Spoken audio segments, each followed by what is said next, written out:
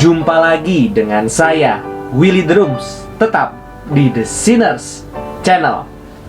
Dalam video terdahulu, saya pernah membahas secara ringkas mengenai postmodernism. Dalam video kali ini, saya mencoba memaparkan bahaya dari postmodernism. Sederhananya, postmodernism adalah filsafat yang menegaskan bahwa tidak ada kebenaran yang objektif atau mutlak, terutama yang terkait soal agama dan spiritualitas.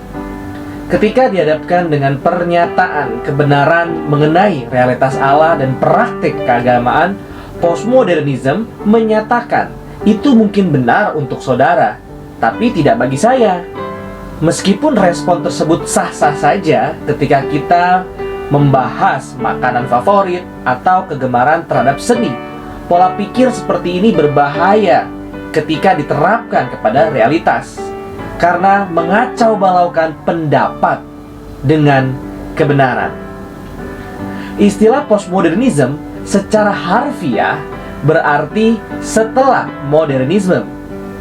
Istilah ini digunakan untuk menjelaskan era saat ini secara filosofis yang terjadi setelah era modernisme. Postmodernism merupakan reaksi atau mungkin lebih tepat respon kekecewaan terhadap kegagalan dari janji modernisme itu sendiri, yang mengagung-agungkan kekuatan logika manusia untuk membangun umat manusia yang lebih baik dan mudah, dan membuat dunia menjadi tempat yang lebih baik. Salah satu keyakinan modernisme, hal-hal yang mutlak itu ada.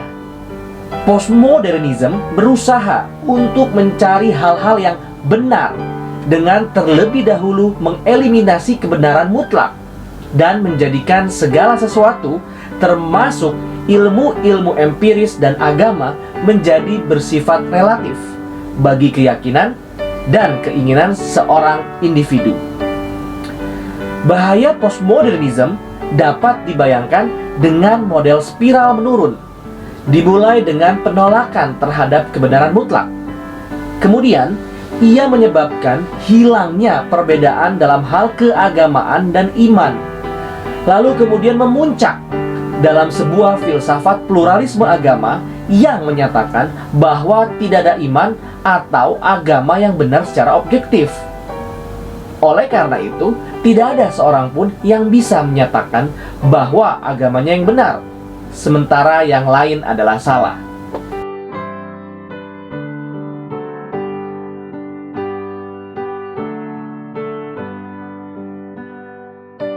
Keyakinan postmodernism terhadap kebenaran relatif merupakan hasil kesimpulan pemikiran filosofis dari banyak generasi, dari Agustinus hingga era reformasi, peradaban barat, dan konsep kebenaran didominasi oleh intelektual para teolog.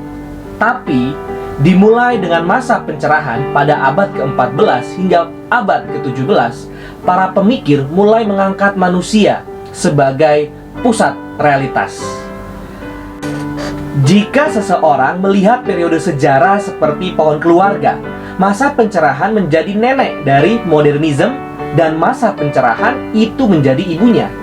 Pernyataan "saya berpikir, maka saya ada" yang diutarakan oleh René Descartes dipersonifikasikan pada permulaan era ini. Allah tidak lagi menjadi pusat kebenaran, manusialah yang menjadi pusat kebenaran. Masa pencerahan merupakan era di mana terjadi pemaksaan penuh dari model rasionalitas ilmiah terhadap semua aspek kebenaran. Periode ini menyatakan bahwa hanya data ilmiah yang bisa dipahami, didefinisikan, dan dibela secara objektif. Kebenaran yang berkaitan dengan agama harus dikesampingkan. Filsuf yang berkontribusi terhadap gagasan kebenaran relatif adalah Immanuel Kant dari Prusia. Karyanya The Critique of Pure Reason muncul pada tahun 1781. Kant mengemukakan bahwa tidak mungkin ada pengetahuan yang benar tentang Allah, sehingga ia menciptakan pemisahan pengetahuan antara fakta dan iman. Menurut Immanuel Kant, fakta tidak ada hubungannya dengan agama.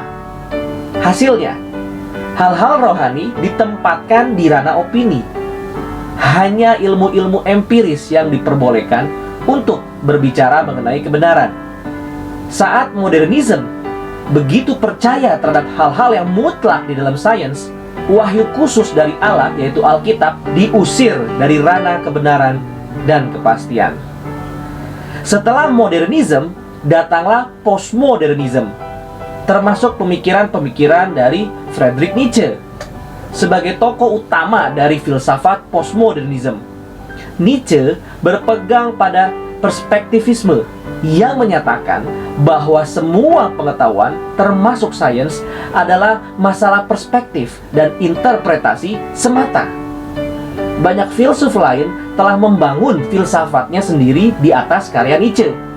Misalnya ada Foucault, ada Rotary, dan Lyotard. Mereka pada umumnya menolak keberadaan Allah dan agama. Mereka juga menolak apapun mengenai kebenaran mutlak. Seperti yang dikatakan oleh Lyotard, mereka menolak meneta narasi kebenaran yang melampaui segala bangsa dan budaya. Perang filosofis melawan kebenaran objektif ini menyebabkan penolakan penuh dari postmodernisme terhadap setiap orang yang memberitakan kebenaran yang mutlak. Pola pikir semacam itu secara alami menolak apapun yang menyatakan diri sebagai kebenaran tanpa adanya kesalahan. Dalam hal ini, seperti Alkitab.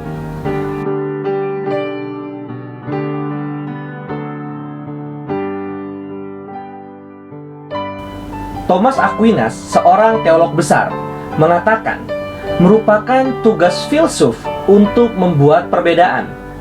Apa yang dimaksud oleh Aquinas adalah kebenaran bergantung pada kemampuan untuk memahami, kemampuan untuk membedakan ini dari itu dalam ranah pengetahuan. Namun, jika kebenaran objektif dan mutlak itu tidak ada, maka semuanya menjadi urusan interpretasi masing-masing semata. Bagi para pengikut postmodernisme, penulis dari sebuah buku itu dianggap tidak menguasai interpretasi yang benar dari karyanya. Pembacalah yang benar-benar menentukan makna dari buku tersebut. Sebuah proses yang disebut sebagai dekonstruksi. Mengingat bahwa ada beberapa pembaca melawan satu penulis, maka secara alami akan ada banyak interpretasi yang semuanya sama-sama benar.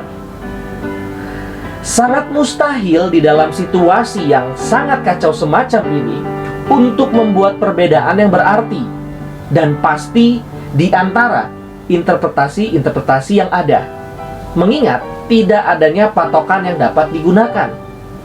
Hal ini terutama berlaku untuk masalah iman dan agama. Mencoba untuk membuat perbedaan yang tepat dan bermakna dalam ranah agama sama sekali tidak lebih berarti daripada seseorang yang sedang memperdebatkan coklat rasanya lebih enak daripada vanila. Postmodernisme mengatakan bahwa tidak mungkin bagi seseorang untuk menguji secara objektif dua pernyataan mengenai kebenaran yang saling bertentangan.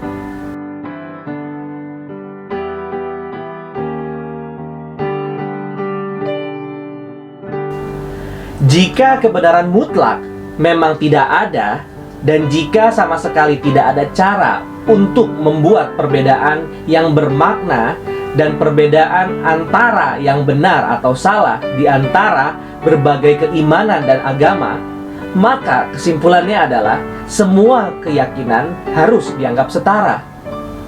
Dalam postmodernisme, istilah yang tepat untuk tindakan praktis ini adalah pluralisme filosofis. Dalam pluralisme, tidak ada agama yang memiliki hak untuk menyatakan dirinya yang paling benar dan agama lainnya salah, atau bahkan lebih rendah darinya. Bagi mereka yang mendukung pluralisme agama filosofis, secara otomatis tidak akan ada lagi yang dianggap ajaran sesat. D.A. Carson menggarisbawahi kekhawatiran evangelikalisme konservatif mengenai bahaya pluralisme. Dalam suasana hati yang paling muram, saya kadang bertanya-tanya jika wajah buruk dari apa yang saya lihat sebagaimana pluralisme filosofis adalah ancaman paling berbahaya bagi Injil. Sejak munculnya Gnostik yang sesat pada abad kedua.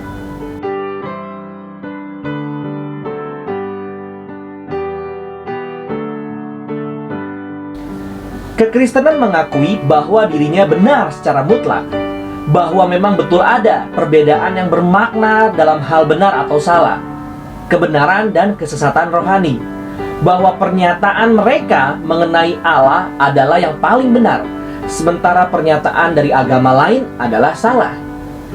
Keyakinan semacam ini menimbulkan tuduhan arogansi dan intoleransi dari postmodernism.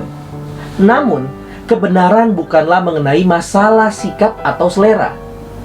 Ketika diteliti dengan seksama, dasar-dasar penopang dari postmodernism akan runtuh dengan cepat, mengungkapkan bahwa apa yang dinyatakan oleh kekristenan ternyata masuk akal dan begitu membesarkan hati.